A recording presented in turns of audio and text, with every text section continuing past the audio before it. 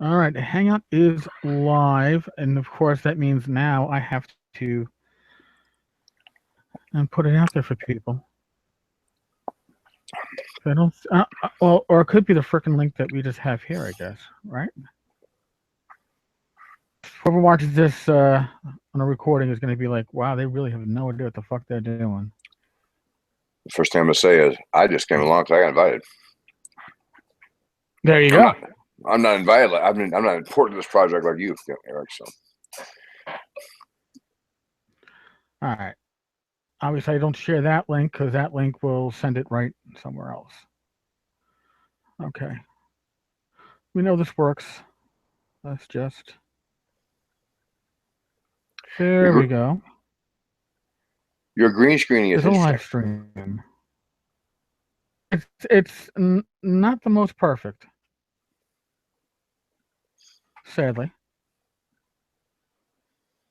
It makes me look like I'm I don't know.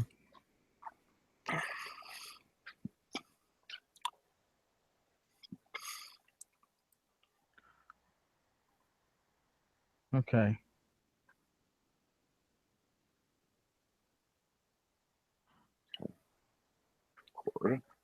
All right, I'm looking at the. Is that? I guess that's what we share. Okay. This is really we didn't actually trial the share part, so. But I guess that's what you share. Oh yeah, that says watch. Look at that. What an idiot.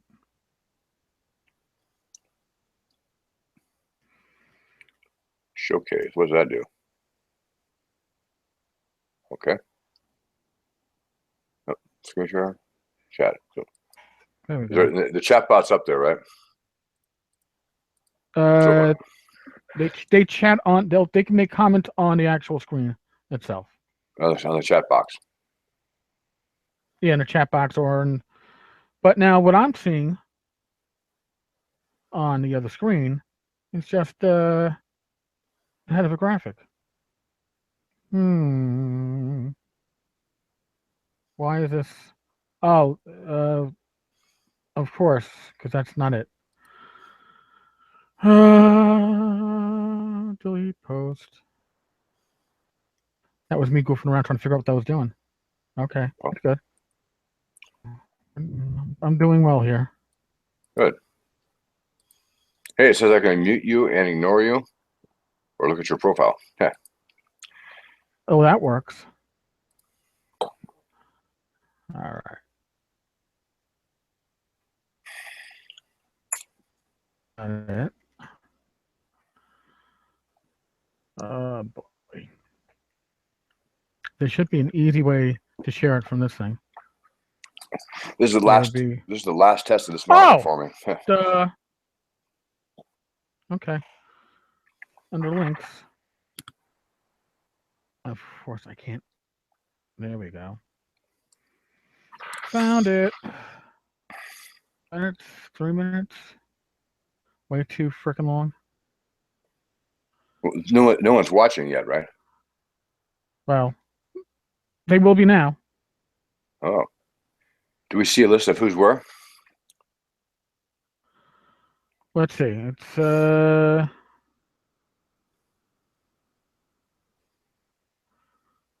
it should be live now. Streamed 32 minutes ago, so that's obviously not it again. Delete post. All righty. I'm 2 for 2 so far. I don't even know what you're trying to do. That's the best part. All right. Well, your head is coming in and out of video. It's awesome. Very sorcerous. The YouTube page link for this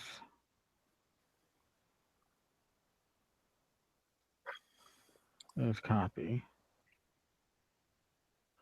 I'm wondering if people I'm wondering if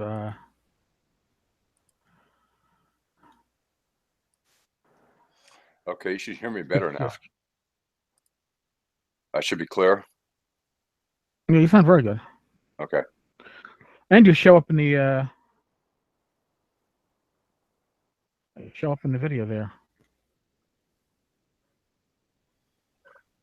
Get a hammer. And do that's life.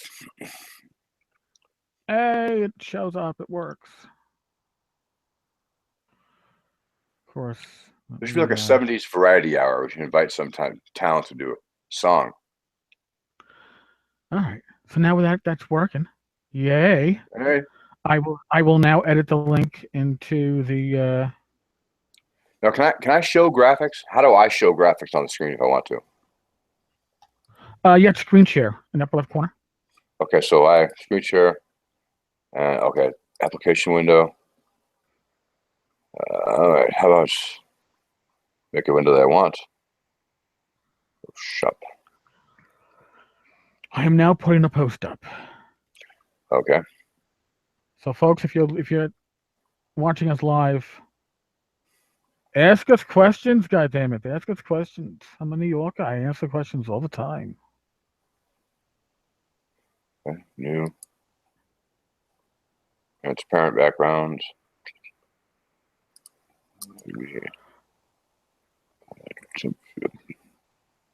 Right.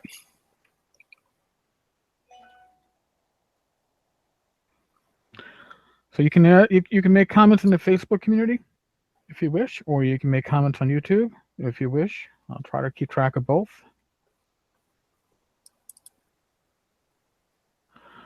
Delete that. That didn't work right.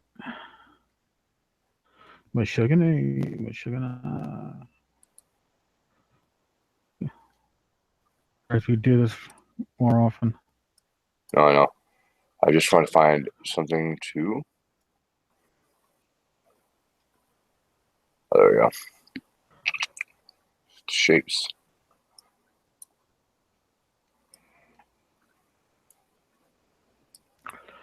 I am right now just sharing it out in a couple of communities on Google Plus. Okay. Let me know when someone shows up. I will let you know. I'm going to just share it out to one last community on Google Plus, and that'll be the Swords and Wizardry community.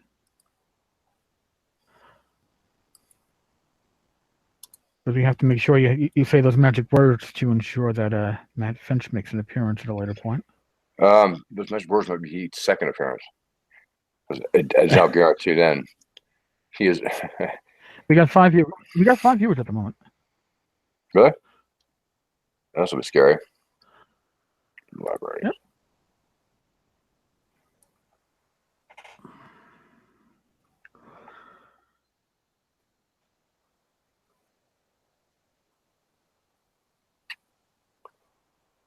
Yep.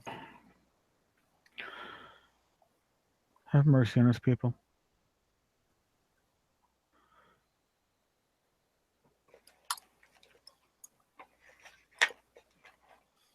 Yeah, we got 6 now. Ah. Now I'm feeling better here. Hold on. As I see, now I'm learning I have to set certain things up ahead of time. Yep. Oh, Andrew Lucas is watching. Thank you, sir. We hopefully will have something a bit more striking to talk about in a few moments, but please bear with us. Operators are standing by. I'm going to share this to the Facebook community for Swords and Wizardry.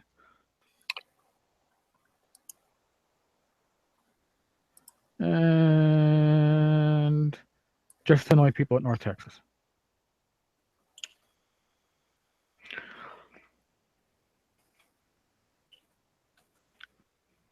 And just to make things perfectly clear for anybody, I do not live in Lake Geneva. It's come up today. It's not where I think you should pretend to, though.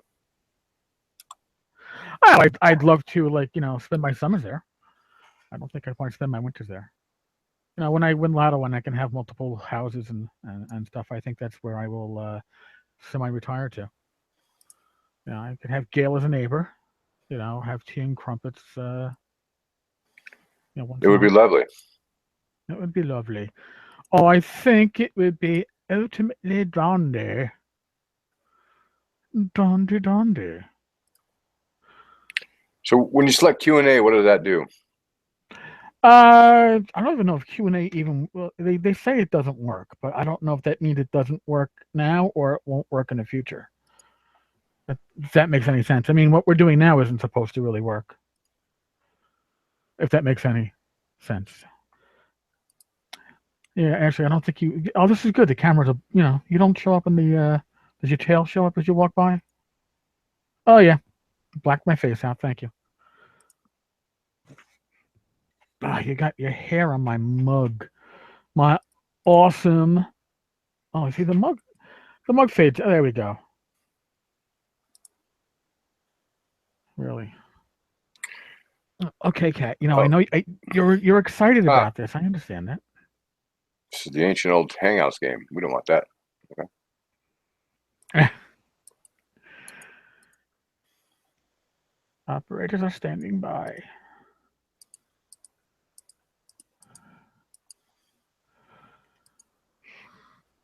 Nope, not that. So how do we get back to the original? Let me get back to the original. What? Right now, I'm seeing on a screen of stuff, but I still see you Right. in the corner. Aren't there supposed to be like some kind of tool? Yeah. Well, if you take your mouse and slide it to the left on the upper left, that toolbar should pop out from the side. Okay. Did it? Yep. All right. Hmm. Yes, folks. We got 9 viewers now. 9 viewers watching us figure out what the hell we're. Cat, don't knock your freaking cat food down with your tail. She's being a pain in the hiney. All right. All right, I see you full screen. Do you see me full screen? Yeah. All right. I Well, I see you think full screen. that's about as good as it's going to get. I think you are right. Oh, yeah. Actually, you know what? There's a lot of conversation going on the YouTube page. Okay, how can we see that from here? Can we? Yes, you can. You got to take the link Mm-hmm. that I shared out on in the Facebook community, Mm-hmm. and just open that up, and that's going to take you to the YouTube page where you're going to see that Kenny and Glenn, Andrew, Sonny, Ray. Hey, Ray's here. Look at that. I don't see any of that Uh, stuff. we got 10 viewers. Are you watching the Mm, on YouTube live stream? no, I would do it that way. All right. Here, let me get to you, eh? Where are you? All right, Zach. I'm going to send this to you directly on YouTube, and then Okay. just I had to mute that, or else I'd have like echo, echo, echo. Okay, hold on. So it's in Facebook Messenger. The last one. The YouTube. Yep, the YouTube. The one that not the Hangout one, the YouTube. Okay, if you see me. I see you. I already see you, but do you see the chat now? I, On the right on that. Of course, Sonny Calzone is actually Tim Connolly undercover. okay. There we go. We're up to 11. Holy Christmas! Literally, holy Christmas.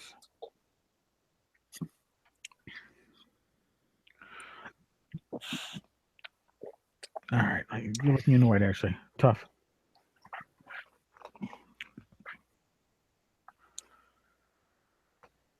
Yes. So, as some of you know, this has started arriving in shipments of Bard's Gate. But I'm very Lovely, lovely thing. There's also a write up of Ten Cars Tavern in Bard's Gate, thanks to James Bond, because I filled my saving role on that one. I was not able to produce it in time with my retirement activities that were going on at the time. So, but yes, Frey, I'm falling apart. My arms are optional right now. It's, hey, listen, if I keep my hands up like this, sir, keep your hands behind your head, interlock your fingers, walk away from me. Don't turn your head. Yes. Um, we're open to questions, by the way. Swords and Wizardry in general, Swords and Wizardry Light in particular. I'm sure recent Frog God releases or upcoming Frog God releases.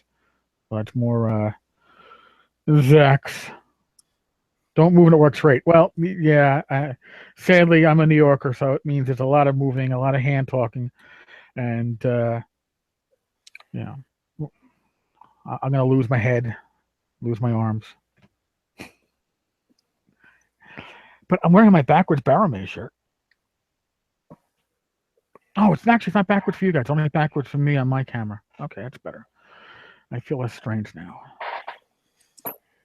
Are we synced? We are. There's a slight delay. Not much. Why? What's up? No, I Don't look at the video that we're actually sending out. Just look at the chat from that. Yes, Kenny. GURPS questions. Well, see, for GURPS questions, I'm gonna have to bring like Doug and Peter in from my B team group, since they actually have written for GURPS. I'm sure they'll have the great GURPS questions that they can answer, as opposed to me, who says, "Well, at least I know it's 3d6." And the math is simple, as long as you're not creating characters. I like so GURPS. we are. We are. So it's going to be just Tenkar and I talking. And right, but their chat like Ray has a question. How many Swords and Wizardry Light games have you run, either as a one shot or as a regular thing? I've run all of one as a one shot. So the campaigns, 2 of them kick off in January with my 2 regular groups that haven't met. Oh God, my Saturday group hasn't met since midsummer, and my once a month Friday group hasn't met since I started working midnights in September of last year. So we're gonna fix that stuff. So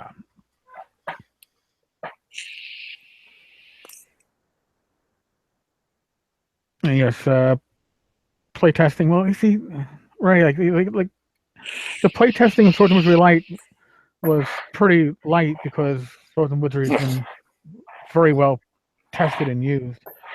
It was more trimming it down than adding anything to it. The only thing that really changed a lot was the thief class, and that was just a simplification, making it a D6 as opposed to other stuff.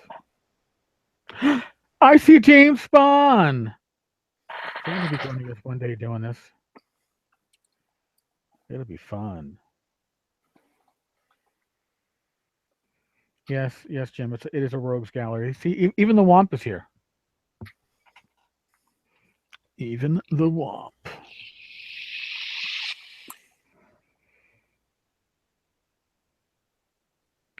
Oh yeah, sorry, Glenn. Yeah, I mean we could pull you in a bit later, but yeah, right now it's initially going to be like I said, we don't totally know what we're doing right now, but we're working it out.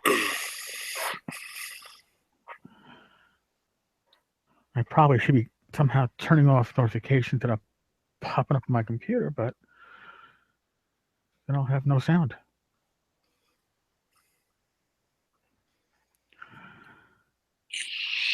We're lucky. Yeah, yeah, James. We're not lucky that you're not here. Oh, by the way, I mentioned this in the Tavern's Facebook, but it looks like there will be a 10 Cars Tavern Dwarf Mini coming up. So that should be exciting. and cool. And for those that don't know, James is a full-on partner in crime for Swords and Wizardry Light. There are a lot of plans. He's involved in them. He is a font of endless creativity. James scares me in a very good way. Just so you know that, James. Ray has a question for both of us. Are there any iconic dream adventures you want to take part in but have yet to do so? Castle Ravenloft, Tomb of Horrors, famous adventures, basically. That is actually a damn good question. I've never actually played Tomb of Horrors. I've run it, and I've killed multiple players and multiple groups with it. Castle Ravenloft, I don't really like Ravenloft. I like the idea of Gothic horror, just like the way it was pulled off. I don't know. I think I'd like to play B2 actually with Swords and Wizardry or the classic D&D rules, and not play test it with 5e. But that's a whole other question. What about you, Zach? What's the iconic adventure that you have yet to play? Oh, the iconic adventure right now is figuring out how I can hear you guys correctly. Are you hearing me? Well, you obviously hear me. I'm reading their questions on the chat screen.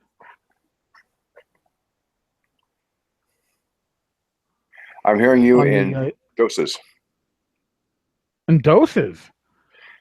And doses. All right, let me out to the rogues gallery out there. How are you hearing the two of us? Are you hearing both of us? Am I cutting out? Because I hear Zach fine, but if he's not hearing me fine, then we got a problem. Zach needs it in virtual reality form. Zach does everything in virtual reality. Nice. I'm actually hearing you fine now. I just... What? I'm hearing you, but I'm hearing you double sometimes. You got to turn off. If you have the YouTube page open, mute that volume. I had to do that, or else I was getting myself There? in delayed stereo. How's that work now? I don't know. How's it work now? I don't know. Testing testicles. 1, 2, 3. If we had that many, we'd have a problem. But okay, it seems to work for me now. Yay! Thank you, James. Ugly as hell and clear as a bell. Both of us. Look at that. Well, see, there's less of me to see because this cuts me off. You know, this is the. What's the adventure that everybody else loves that you two hate? Oh, damn you, James. I don't know if I can answer that question. I mean, I could, but all right. I don't know if it'll be any surprise anyhow if I answer this question, but I just don't get Vornheim. Don't get it. It's not written for my way of thinking. So I wouldn't say I hate it. I certainly don't appreciate it like others do. How's that sound? Appropriately, like, non-specific. What can I tell you? Had a political position for a number of years. I learned how to double speak. But no, I mean, there's other classic adventures that, you know, I don't know if they are as good as what they hold up over time. Really, nothing really holds up over time too well. B2 does, but I don't think any of us run it these days like we ran it when we were kids. So, just me. So it just struck me from James Spawn. Yes. What a lovely comment. What a lovely, lovely comment. Ugly as hell? Yeah. Clear as a bell. Well, at least we know that we can be heard, not just seen. Something like that. I'm going to take that more seriously in the future, James. See, James is gonna push him, man. He wants an answer to that question. What adventure did I dislike that everyone else seems to love? What an adventure so much, but I'm gonna get fired for even saying it. I thought the City State of the Invincible Overlord was not my style. I found it to be a mishmash of strange things that were only related because they were typed on the same page.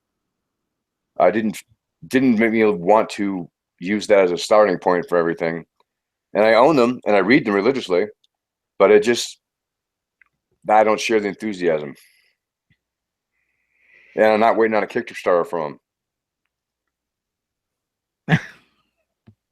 Well, I had the Mayfair box set, which was a lot more fleshed out than the Judges Guild one, which I picked up as an adult with way too much disposable income. And I think that the Mayfair box set would be easier to run, although the classic version from Judges Guild, I guess, is more iconic. I don't know. I'll tell you what I wouldn't play again is the Queen of the Demon Web Pits. I think was wonderful when I got it. I was so excited about it. We got about down 3 strands of the Demon Web, and that was really all I played in the Queen of the Demon Web Pits. I've since read it, and it was a disappointment. But I love the art in the front so much that I forgave it for much. That works. Game system you've always wanted to play but haven't. Oh, can I take this one first? Go ahead.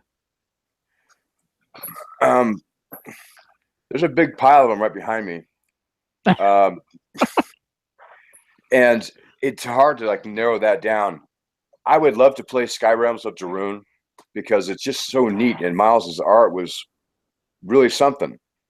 But I hear bad things about it, and I don't have the time I have to make a new group is pretty it's non-existent. I would like to try Chivalry and Sorcery. We were thinking about doing an online version of Flashing Blades, which seemed kind of cool too, but it's less of an interest of me to actually go through all these piles of games around me and try them all. But I read a lot of them to see what they were doing and what they were looking at. And so basically, as a non-answer that everybody likes that I don't want to play, not that into Conan.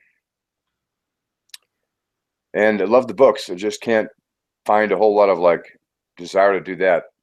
Love to play Traveler.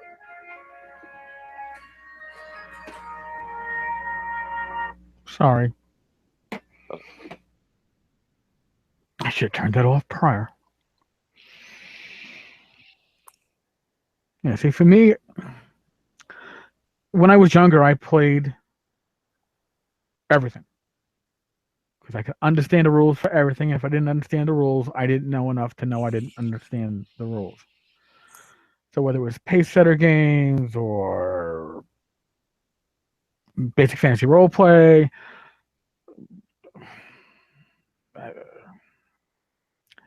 I now as an adult that can't parse anything that's more complicated than swords and wizardry, I don't know. I think actually no. As a player, what I want to play, which I only ran as a GM, I would love to play as a player. I should actually say I did play briefly online with Fantasy Grounds 2 when I came back to gaming for one session. Warhammer Fantasy Roleplay. That is what I would like to return to. I really would. And as a player, I ran it as a GM, had a lot of fun. But that is a system I would really, really think enjoy as a player. Time will tell. Time will tell. I'm actually still understand it enough to actually play it. I don't think I forgot my rules knowledge, but there's games that I can't wrap my head around anymore. Well, you could wrap your head around them, but then they might fall on your head, and then that'll be it. Well, all right.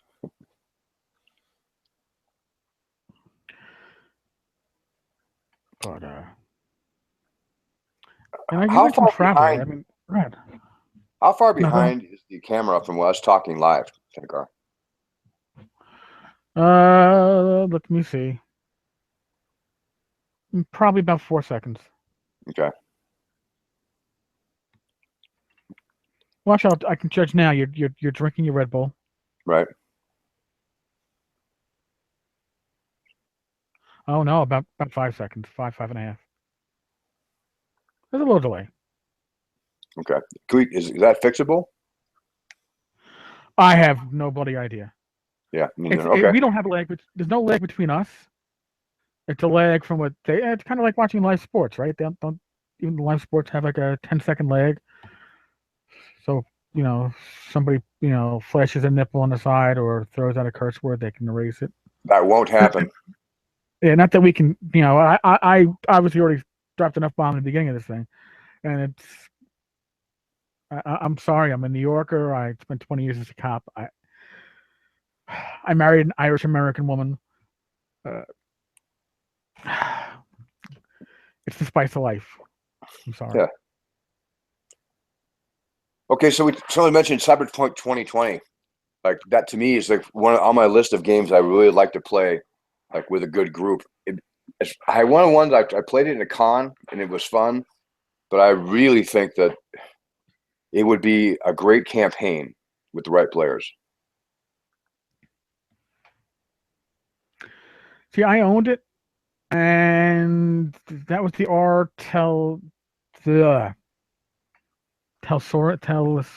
I can't pronounce this company's name. The RT Publishing Company or whatever it was. And I could never, even back then, I couldn't quite wrap it. Well, It's probably James one of those says settings I have to like do in GURPS. James says you have to find a Cyberpunk RPG that does VR correctly. But one of the things you can do with the VR is that you can play Cyberpunk 2020 in VR, with the handset. So what you're basically saying is that you can VR a game that doesn't accurately. You can pretend to play the crappy VR in Cyberpunk 2020 inside an alt space. You could kind of send in a message for their bad rules, ironically.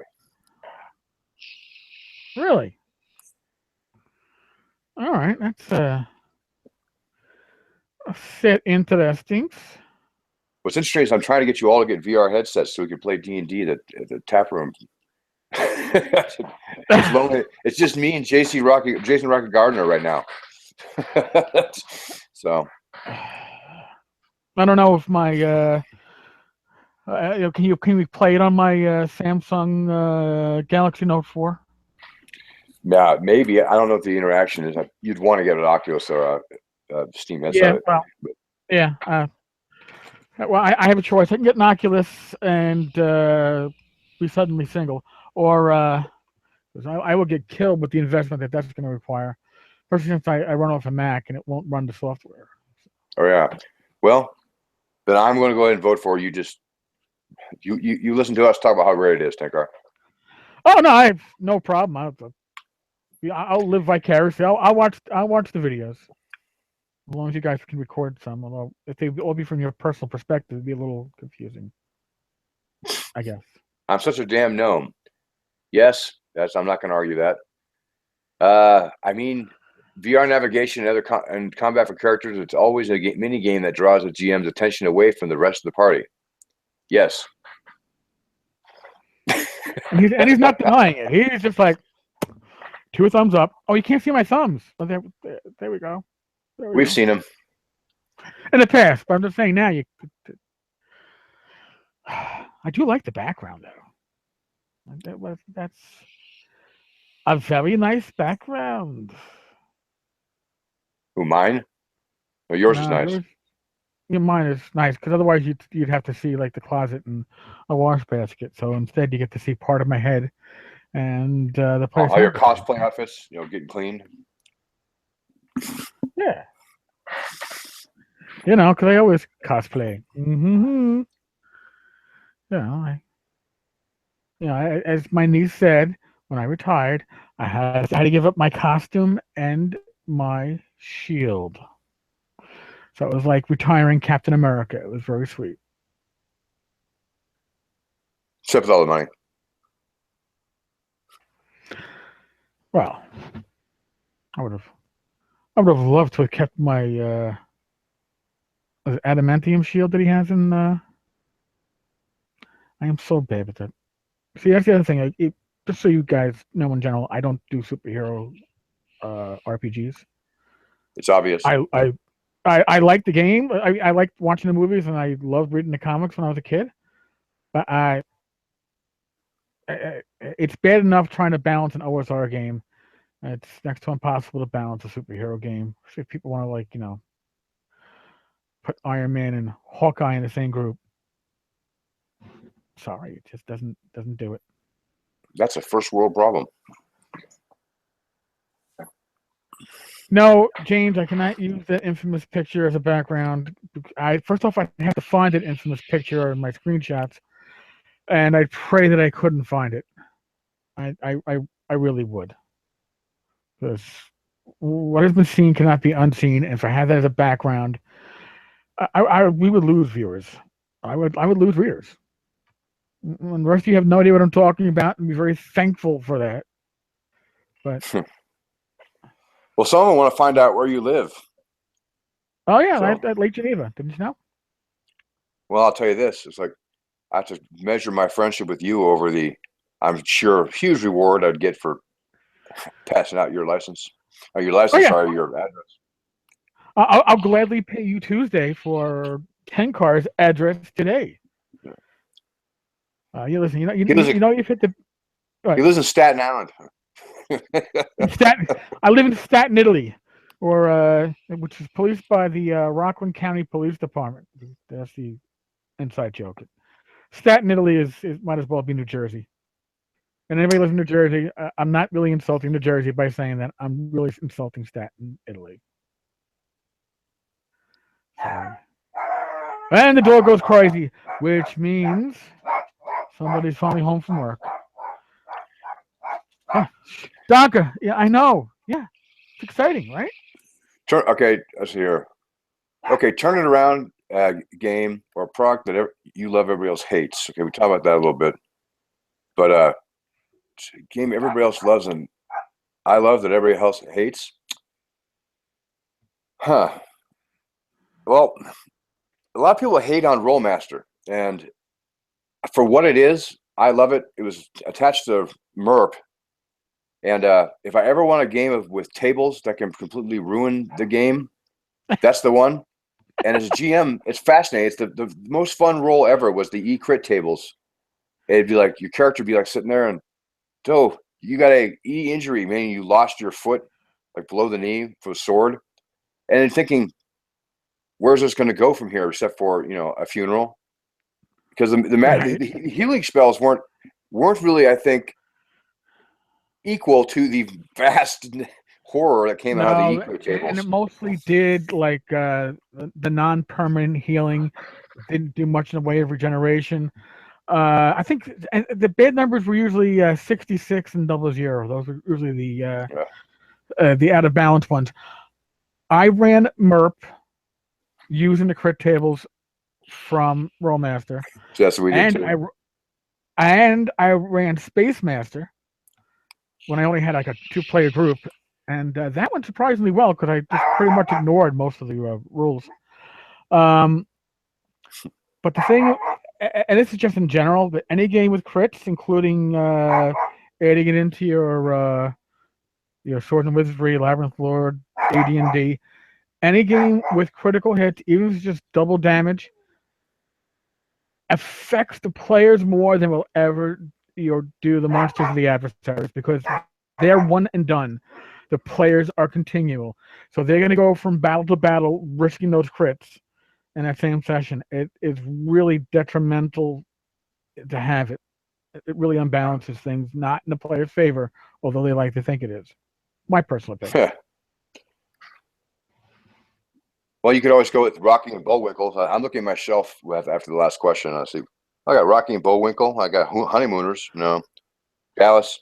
I think Dallas would be fun because that's actually a role playing game. Except that it would be terrible. So that one small thing, Which is it's terrible. I had Not Rocky co- and Bullwinkle. I think I threw that out when I became like the adult that wasn't playing role playing games and said this box with these little hand puppets made out of plastic can go. I regret that. Yeah, my mother threw out my stuff too. We all have those stories. Oh no, my mother throwing out stuff with my Matchbox cards. She didn't throw out my D&D stuff. I threw out some of my D&D stuff at one point. Jim Wampler has a question, and this is amusing me. DMing, sit or stand, screen or no screen? That's easy for me. I never DM. Eric, go ahead. Oh, you bastard. I sit for the most part. People like Matt Finch, who stands on chairs, are amazing and scary at the same time.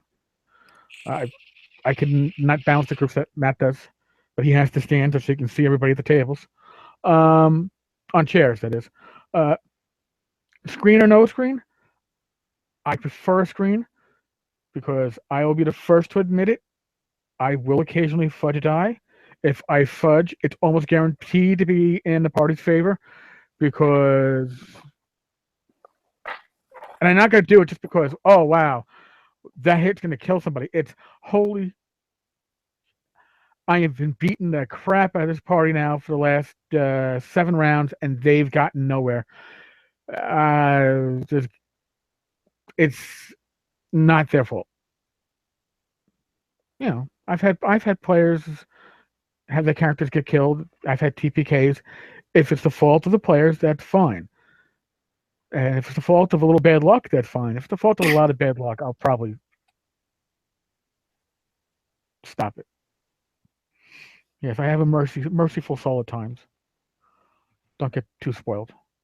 I find the con games, the more active the GM is in moving, the more fun I think the game becomes for everybody in the game.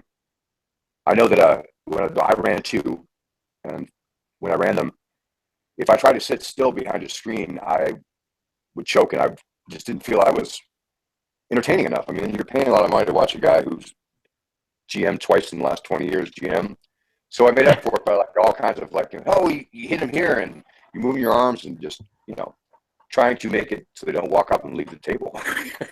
It actually turned out pretty good, but that is probably my biggest weakness, is being a quote unquote professional RPG guy, is I don't really run. Well, I mean, when I was first playing back in high school and college, I became the default GM for everything D&D. My friend Dave took over everything that wasn't D&D, like Battle Lords and Rifts. By the way, another game that great setting, horrible rules, unbound to the core, but the setting is awesome. Whatever LSD or other psychedelic drugs were used in the past that gave those visions, I'd like to know them now because I'm retired and I could take them. But yeah, no, I don't know. What's my train of thought there? God, I'm getting old. There's no disagreement here. Yeah, well, that's the whole. You're right, Ray. With the Roll20, every roll is basically out in the open, even by the DM. And the majority of actually all of my DMing at this point has been on Roll20 in the last, oh god, almost literally the last 20 years, because my last session in my first round of gaming was the night before I graduated the police academy, and then I didn't get back to it until a couple of years ago. So, well,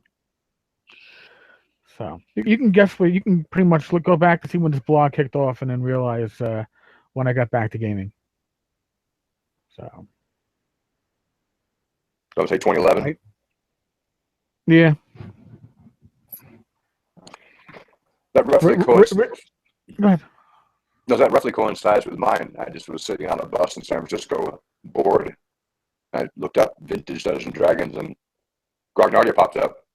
It was like, Volta Drow, whatever they say, how they say it. Like, that's a thing still. And that was about 3 days of just reading everything I could find on this stuff. And here I am, working for Frog God, and then spending my days thinking about it and trying to maximize the potential of a fun games, and people play them. It's just really exciting to be a part of it.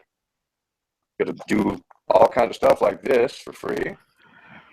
Well, and honestly, I mean, that wouldn't look as good as it does, which is adult warning here, fucking amazing. It wouldn't look as great as it does if it wasn't for Zach. Thank you. Yeah, Zach, you are a little staticky. Sorry. You sound a little bit like a Cylon.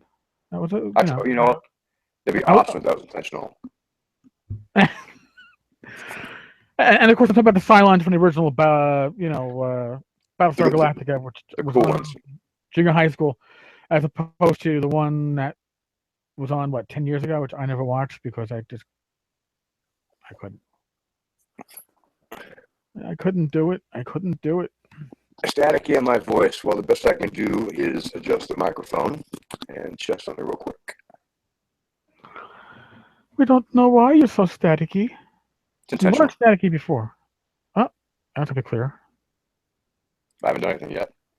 Oh, no, I was wrong. It wasn't clear. I was just my hopeful imagination. Let's just try to move it close to my face. All right, is that any better? Yeah, a little bit better because you're a little bit louder. Okay.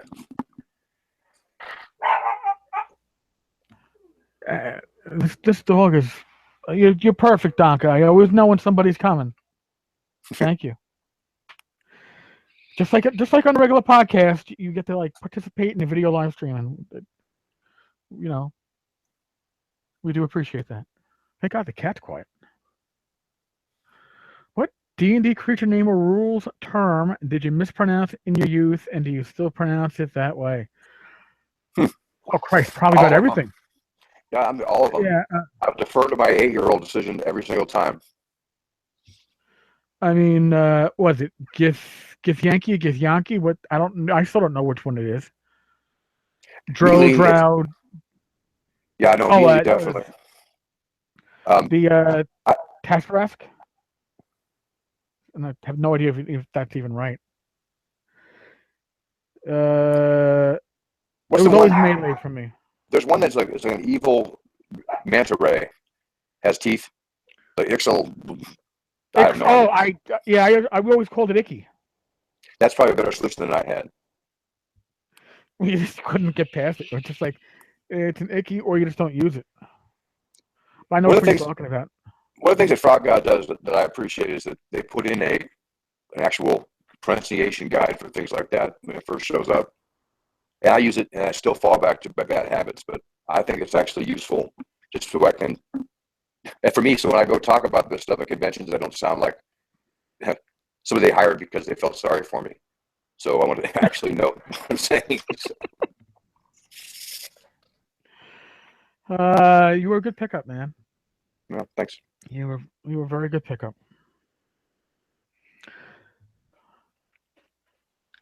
But it was unexpected. Let's put it that way. It's 3 o'clock in the morning, and the only person who knew besides Bill about it was Mike Catalotto, who didn't throw me any hey, he's gonna ask you something. Just kind of drunk with Bill. They're both sitting there chuckling and laughing. And they want to buy your company. I'm like, it's not worth anything. And that's how it started. So from there. Well, that's a beautiful. You see, stuff you're not going to find out anywhere else. That's actually pretty damn cool. It was cool, but what else we got? Well, I don't know, but at this point, I'm going to say at some point we have to drag Bill onto this. Oh man, you should do it. Just if you think the voice here is bad, try to talk to Bill. He uses a tablet, and he'll hold it right under his nose, and he'll walk around. And like when he's walking around, he can't stay still for 2 seconds, and so there'll be a tablet, and you'll see Bill's nose, and then you'll know Bill is moving because you'll see the background above his nose going around his house. And so we don't have those kind of meetings anymore. They predated me, but I did it once for the Starfinder kickoff meeting, and that was the last time we did it then too. So damn classic, dude. Damn classic. Well, we did promise some Swords and Wizardry Light information. I already posted a lot of stuff on the blog site about what the game plans are for 2017, and James Spahn is a huge part of that. My baby is more like a community child right now, and it's going to be raised by the community. And there are people like Tim Short who is working on stuff. Ben's working on stuff. There's stuff in the work that I have nothing to do with, and it's a beautiful thing because it means it can live on its own, and I'm happy with that. One thing I had mentioned to Eric, and I might as well mention it here, is that we're going to do a contest for Swords and Wizardry short adventures for low levels, and the winner will get his also be her. Show us all up. We get their adventure published in the same manner that we publish the Swords and Wizardry Light, so they can be packed together in shipping boxes and put together for friendly local game stores. So there's something to get you started, not just rules, but also somewhere to go. And so we'll probably announce that sometime in the next few weeks, February at the latest. It'll run for a few weeks, and then hopefully we could release this like on quarter 3, quarter 4. Because it takes a while to get them because we get them printed in China. And that alone makes it a 6 weeks turnaround. And that was much harder to do than I expected when they told me, like, oh, yeah, let's get it printed in China. Just do the stuff they need. I'm like, oh, that sounds fine. Yeah. Now I know. So it will be faster this time, but sometime around then. But we will do it up full color, just like we did the Swords and Wizardry Light. I'll be better at it by then, so we'll have some new fancy layout stuff for it. And so start thinking.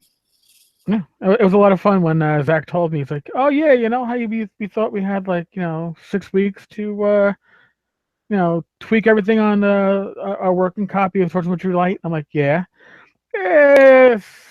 6 days, maybe less. It was 4. I told you 6 because I'm nice.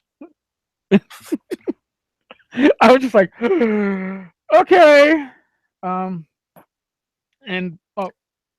And to throw something else out there, you would not have Swords and Wizardry Light, not just in a beautiful package it's in, but distributed as it is. If it wasn't for Zach getting it in front of Bill and saying that idiot Eric there has this idea that actually isn't idiotic, and he's thinking about putting something out which people can just like print at home and like drop at the neighborhood bookstore or whatever, and Bill's saw potential in it, and that's why it looks as amazing as it does. It would not beyond night and day in difference to what we would have had otherwise. I can't thank Frog God and Zach, Bill, Matt. Awesome folks. I'm so humbled. I know. Yeah, I appreciate you. I appreciate you thanking all the rest of them. They were really excited once it was done, but Matt was really excited it was getting made, and that's a big deal. Bill's excited about everything because he's Bill. But once they said yes, I wanted to make sure that when they got it back, they wouldn't go, oh.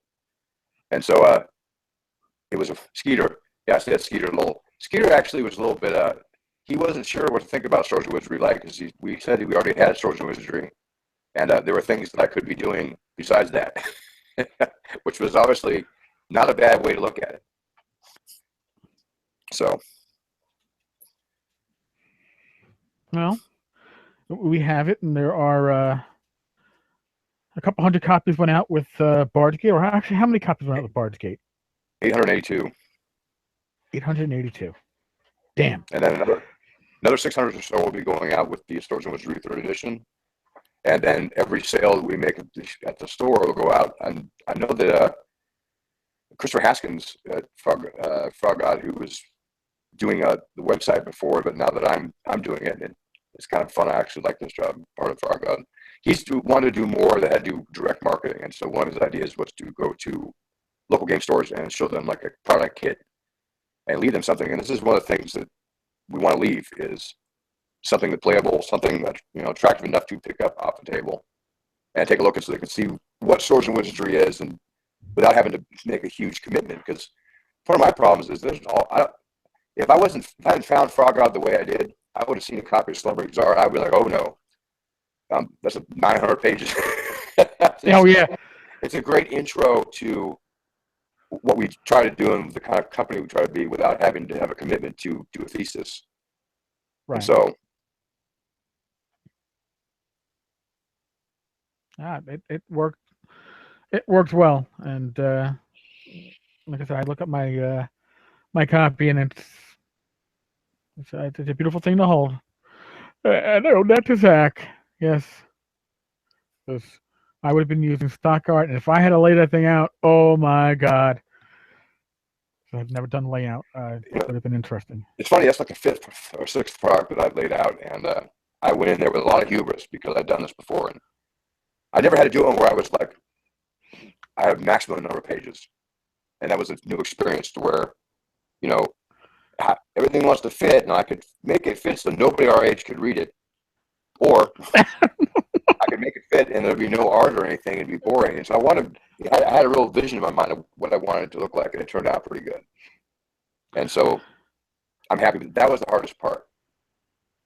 Well, I can certainly read it, and that's thank God for that, because you are a primary demographic.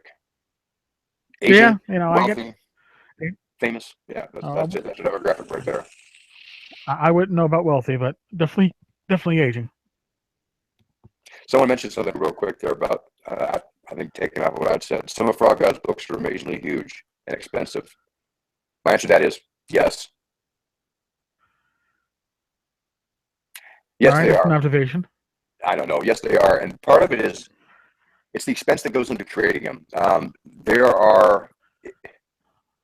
Once I got hired or bought and brought in, seeing the process of making books of that nature that they are coherent, they do all the steps they need to make them valuable to the people who are buying them.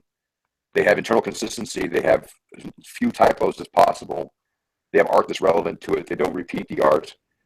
And having them all come together, and so it takes many, many man hours. And if I had done it myself when I was doing lesser known or something of that size, it would cost me 10 times as much, just because time alone would be that much more. But the cash and stuff, because we have artists who are going to do 90 pieces of art for us, which to me, just hearing that, it's like, wow, I might as well commit suicide if I was drawing. But they're going to do 90 pieces of art, and they're committed to it, and so they get art notes, and knowing when to give the art notes so they're not overburdened, and knowing when to get certain pieces to come together to a point where we can give it to Chuck Wright so he can actually put it into a beautiful book, is one giant dance of supply chain work of services that are internal, and it's really something. But the book cost, it relates to that, because I think we do a great job of it, and even then, that's the price it makes to make sure that all of us get at least enough money to take our wives out to eat after the whole expense. I mean, it's there's a lot of work involved, and they're expensive, and that's why. Makes sense. I mean, I think my first Frog God game book was it the horrors? No, the big monster book. Oh, it's home. Okay. Yeah, which Ashley was kind enough to knock a glass of water over. Yeah, I'm sure that didn't survive. That's when you know how much you love your cat. Yeah, no, Oh, no, I think that, and Jim also just mentioned that they're expensive because they're worth it. And yes, they are worth it. I mean, prices uh, reflect value, obviously. And when we sit down and make the price, one of Bill Webb's, I'll tell you the private inside story.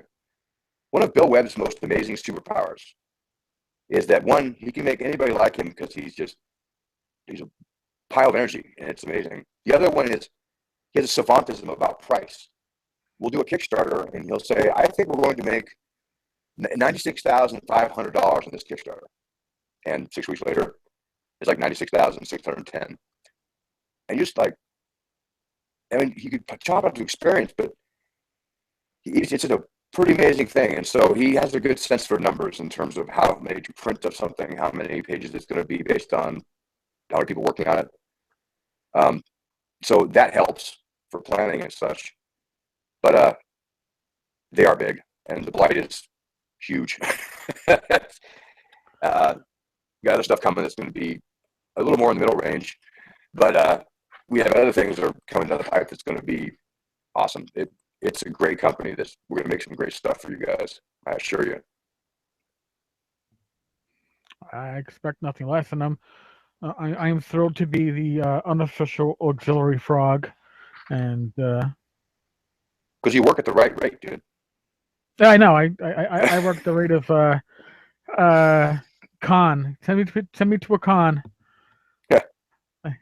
If we find room in the bathroom of one of the rooms, that looks like Eric's room to me. That one. Oh, No. and don't even joke about that. In college, I actually slept in a tub one night.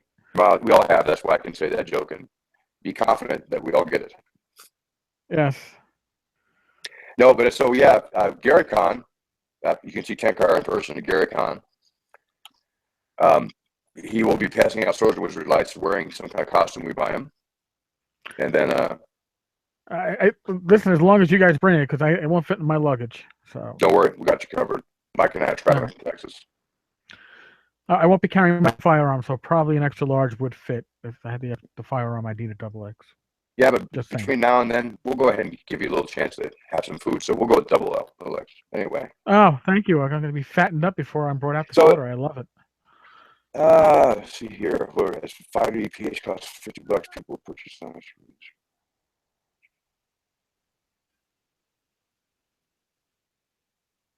Yeah, and that's what James brought up a good point about binding. The one sacrosanct don't touch, like the third rail of Frog God Games discussions, is the quality of the print books. Bill is absolutely determined to make the best print books that anybody can buy from any company. Like the textbook companies, where we get some of them printed at, but I mean, we print them in metal. They're $1,500. I don't own one. We don't get those for free. No matter how great an employee I am, the chance of me getting one of those is zero. But he cares a lot. I tell you, I look at my Frog God books that I've opened up a lot and used, and they're all in great shape.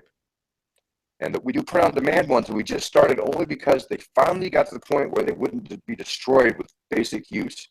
But Bill was very insistent that when we do the print on demand ones we have, that they be usable. They have to be usable more than they have to be pretty. And I care about the pretty because I don't want to buy an ugly book or anything. So we use the same kind of covers, and then we make some changes. But they have to be tough enough to withstand a gaming table because they're not to be read, to be played. Which is, if that's the case, I'm in big trouble because I have tons of books on my shelf that I have not read nor played. So, amen.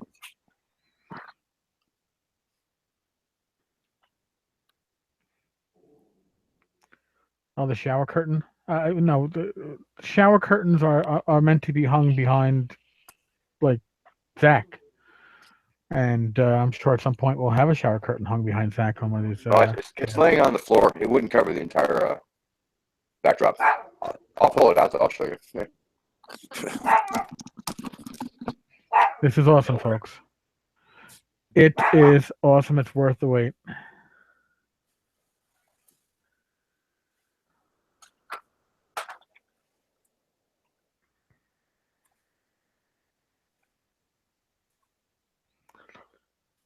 Looks vaguely familiar.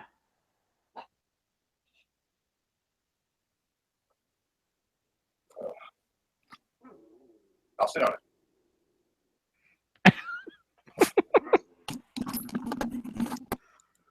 There you go.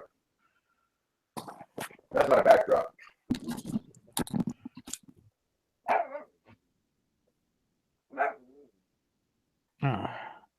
They also were making those for the Bardgate City map. And I saw it when I was at North Texas last spring, and it was awesome. I just had no place to put it if I'd ordered one. But I got like on my chair. Well, yeah, or I could throw it on top of the dog. Tonka, I don't care.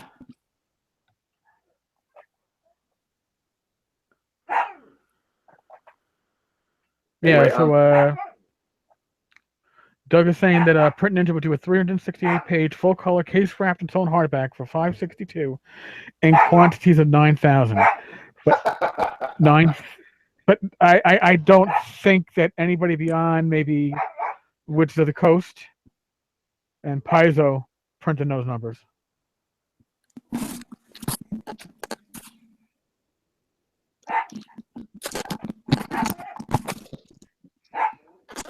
No, and nobody printed 9,000 in that number. I wish we would. We print a lot of books, but that's not it. Yeah.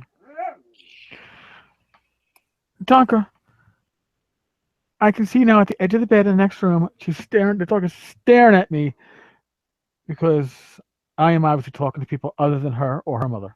Or you're wrapped in bacon. Well, or fake bacon, doggy bacon, right? Because if I was having real bacon, she would find a way to get over the gate between the two rooms and devour me. Okay, you're looking for a print copy of Light, Tim Shorts? You're looking for a print copy of Light. I know a guy. Actually, he's me. If you send me an email address, send me an email. I could probably find a way to give one to you. I have about 16 copies of the ones that we pre-printed, and I will have a bunch more copies in about a week of the ones that were printed in China. And you can pick one or the other, but I'll send you a copy. They're both good. The earlier copies are a little bit thicker, but the other ones are very nice. They're like different material. Hard to explain. Yeah, very good. Well, I think we've hit the hour mark, or past the hour mark. Although we took about 10 minutes to figure out what the. I see. I caught myself. Mark that in your calendar, folks. I don't normally catch myself. We took about 10 minutes to figure out what we were doing, but this actually worked out very well. This question, Eric, James wants to say something about SWO publicity. I say something, James. Publicly, yes, James. You can say anything you want publicly, just so long as you are clothed while doing so. Yes. For the next question, yes, they are sending them out with all the new print run of the complete rules. Yes. Yeah, I wasn't going to say frack, Jim. I don't say frack.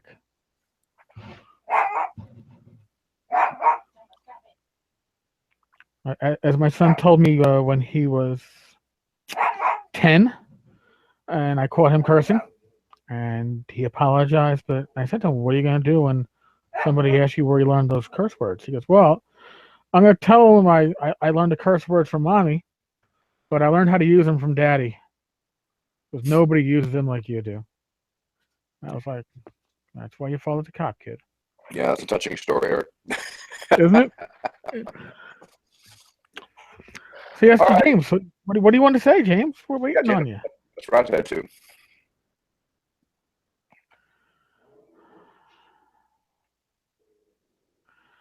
Yes. We James and I, a lot of it James, have been working on expanding the Swords and Wizardry Light rules to something that's a little bit more, I don't want to say complete, but they can take you further. And we had initially discussed amongst ourselves about hitting level 5. Bill felt that level 7 was a sweet point, and giving you some thought. It would be nice to be able to have a set of rules that will take you to what is probably the sweet point of I find for gaming, which is around level 6 or 7. You know, when spells aren't godlike and players' characters are still vulnerable.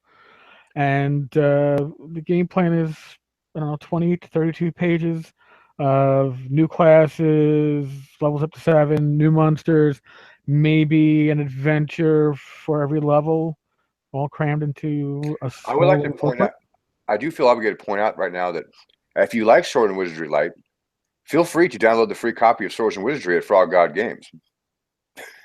Indeed. And if you like it, post about it. You know, I'm getting a lot of nice feedback that people are playing it, enjoying it, and they want more material for it. And the great thing about Swords and Wizardry Light is it's written to be compatible with the rest of Swords and Wizardry. A little adjustment needed because we're working off a D6 for everything as opposed to variable hit dice or D8 and stuff like that. But really, it's meant to interlock with the rest of it.